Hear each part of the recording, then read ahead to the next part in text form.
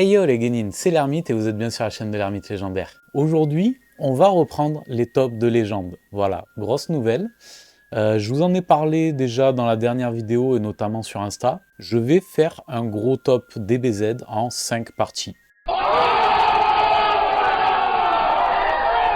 Une partie par personnage. Aujourd'hui, nous sommes le 1er avril au moment où je tourne cette vidéo, donc vous l'aurez peut-être pas de suite.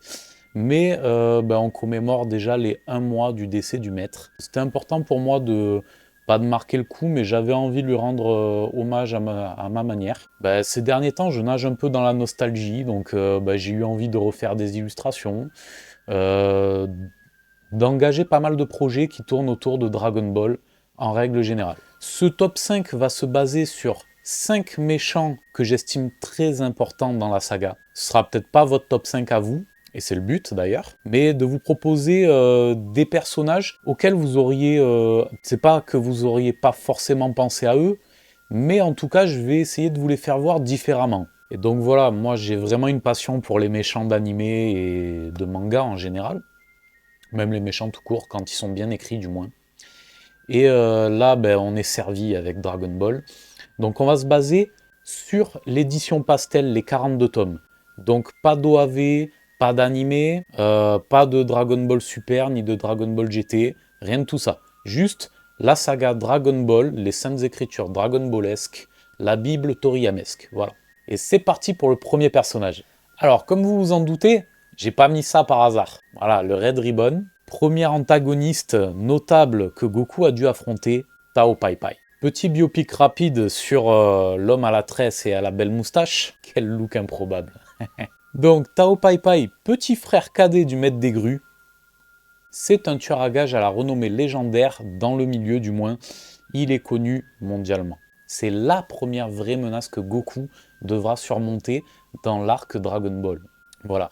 Rappelons-le, Goku vient de terminer son combat contre Jackie Chun, qui n'est autre que Kame Sennin, son maître. Ça s'est terminé vraiment à pas grand-chose. On peut presque parler de match nul, puisque Tortue Géniale l'a dit, ce n'est qu'à la robustesse de mes jambes que je dois cette victoire. Bon, bien entendu, la transformation Ozaru de Goku a un petit peu faussé la donne, drainant les réserves d'énergie de son maître, mais quand même, belle performance pour Goku. Qu'est-ce qu'on pouvait lui opposer comme nouvelle menace, comme nouvel objectif après ça? Donc, Goku part à la recherche de la Dragon Ball de son grand-père et va devoir affronter l'armée du ruban rouge, qui est elle-même à la recherche des Dragon Ball. Et bon, pour l'instant, tout se passe plus ou moins sans encombre pour le jeune homme à la queue de singe. Malheureusement, au bout d'un moment, ça va se corser. Il va tomber sur Tao Pai Pai, l'impitoyable tueur, qui va le rétamer. C'est la première fois dans l'histoire que Goku se fait rétamer de manière aussi nette. Mais vraiment.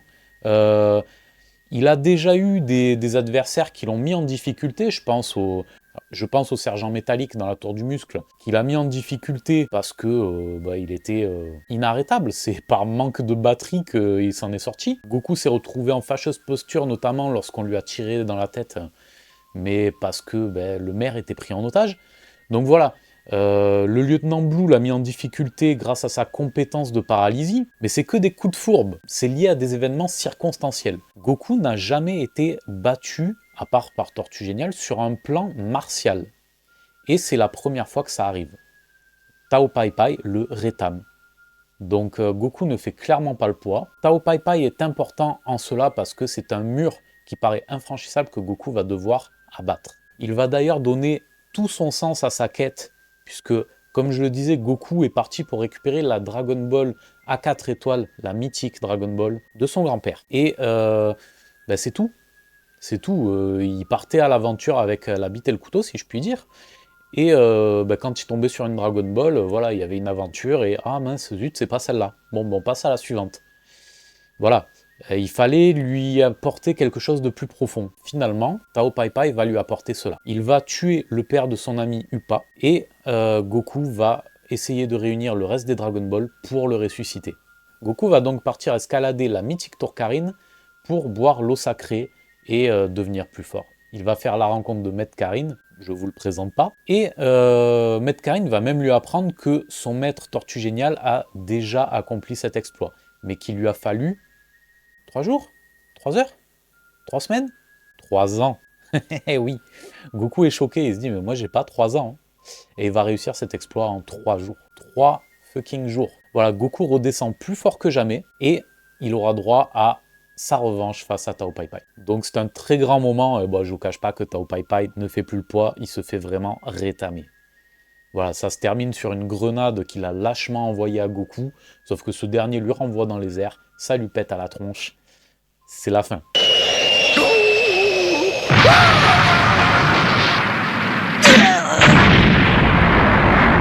Mais ce serait trop simple, Tao Pai Pai a droit à un comeback lors du 23e Tenkaichi Budokai. Donc le dernier de la saga Dragon Ball, le dernier arc. Et il revient cybernétisé, accompagné de son frère le maître des grues. Et il vient pour se venger de Goku, mais pour se venger également des traîtres, comme il les appelle, ceux qui ont déserté l'école de la grue. Donc Tenchinan et Chaozu. Et donc c'est choqué que l'on va redécouvrir ce personnage avec la défaite de Chaozu. Donc il précisera lui-même, je ne l'ai pas tué pour ne pas être disqualifié, mais voilà, le message est passé. Il affrontera Tenchinan qui va se venger assez facilement, hein. Il va le one-shot.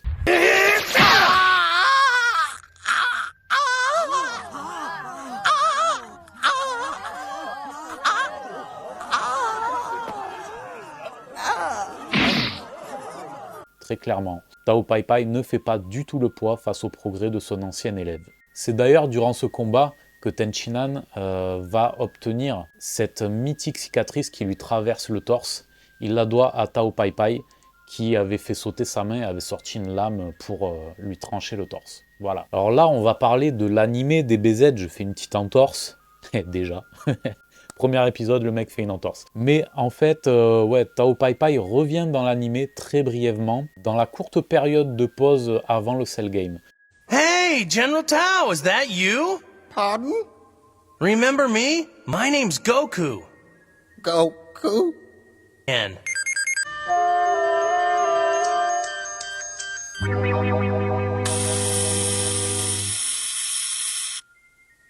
Why me? La troupe a une petite semaine, je crois, ou une dizaine de jours avant le début du tournoi pour s'entraîner. Et Goku part à la recherche des boules de cristal et va tomber donc sur Tao Pai Pai. Alors pourquoi Tao Pai Pai? Bah tout simplement parce que c'est un personnage qui m'a marqué. Avec son look improbable, sa longue tresse, son espèce de moustache guidon là, il y a que Toriyama pour réussir à rendre crédible un personnage aussi kitsch. Franchement, c'est du génie à ce niveau. Et pour être honnête avec vous, quand j'étais gosse, mais j'avais vraiment du mal à croire qu'il ait pu battre Goku, hein. Je me disais, mais attends, ce paillot là, il a règle Goku comme ça? Waouh! Improbable. Et alors, pour info, j'ai découvert la saga Dragon Ball après Dragon Ball Z. Voilà, moi j'avais les bouquins et quelques animés par-ci par-là. À l'époque, c'était pas aussi facile que ça de se les procurer quand on était gamin. Du coup, ben ouais, avec mon petit budget, j'achetais que certains tomes de DBZ et je m'étais pas encore attaqué à la saga Dragon Ball. Mes grands frères m'en avaient vaguement parlé, mais voilà, ça s'arrêtait à ça. Et donc, je connaissais pas non plus tout le lore qu'il y avait derrière. Donc, ça a été un vrai kiff de découvrir la genèse. Mais c'est vrai que quand tu connais le Super Saiyan, que tu connais Cell, Freezer, Majin Buu, etc., tu passes à Tao Pai Pai qui dégomme Goku, tu te dis « Oh, sérieux ?» Ah ouais, non, j'étais pas prêt. Ça m'a fait vraiment un choc. Mais scénaristiquement, c'était génial. C'est pour ça que je le place dans ce top 5, parce que c'est le premier grand ennemi que Goku a dû affronter. Le premier ennemi qu'il a vraiment menacé de mort, où on sentait que Goku pouvait ne pas s'en sortir. Donc bon, bien entendu, le scénario fait que, mais quand même, c'était le premier à lui être très clairement supérieur. Il a apporté, comme je l'ai dit, un véritable plus à sa quête en tuant le père de Woopa, et pour toutes ces raisons, c'est vraiment un personnage à part. Qui plus est, son background de frère cadet du maître des grues et de co-instructeur de Tenchinan et Chaozu est vraiment très cool, je trouve. C'est un personnage que même Tortue Géniale redoutait un petit peu, hein. Et qui plus est, c'est le premier utilisateur dans le manga de la Dodonpa. Dodonpa!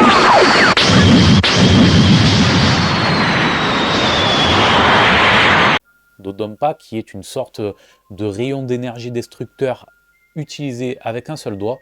Il concentre toute sa force sur un doigt et il la projette. Donc c'est plus ou moins l'équivalent du Kamehameha, mais version école de la grue, à la différence près que, d'après les propres mots de Tortue Géniale, c'est censé être supérieur au Kamehameha. Voilà, c'est une technique plus puissante. On le verra lors du 22e Tenkaichi Budokai, lorsque Krillin va affronter Chaozu. Chaozu va utiliser la Dodonpa, et Krillin va lui opposer le Kamehameha qu'il utilisera pour la toute première fois. Donc Tortue Géniale dira en commentaire, mais c'est du pipi de chat à côté de la Dodonpa. Donc voilà, ce sont ses propres mots. Voilà, donc Tao Pai Pai, un perso vraiment à part qui m'a marqué. Je vous dis rendez-vous la prochaine fois pour le volume 2 de ce top 5 avec un nouveau personnage. À la prochaine les Genin, n'oubliez pas, les pouces en l'air, likez, abonnez-vous, partagez, moi ça m'aide. Et n'hésitez pas à me dire en commentaire ce que vous avez pensé de ce top 5 et si vous trouvez que la position de Tao Pai Pai est justifiée dans ce top 5. Je vous dis à la prochaine, ciao.